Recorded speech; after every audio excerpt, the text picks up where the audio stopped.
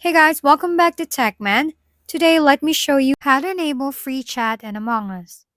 Hey everyone, in today's quick tutorial, I'll be showing you how to enable free chat in Among Us. First, open your device settings and find Among Us in your app list. Once you do, scroll down and tap on Storage. Then clear both the data and cache to reset the app settings. After that, reopen Among Us. It'll prompt you for your age verification. Now, this part is crucial.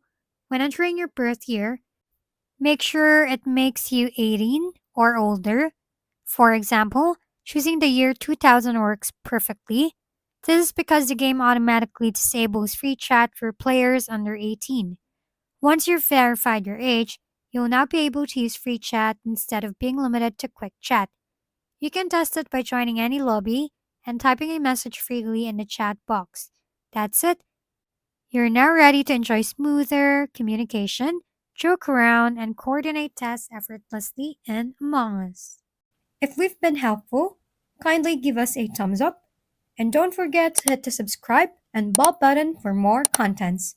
For any questions and suggestions, comment down below.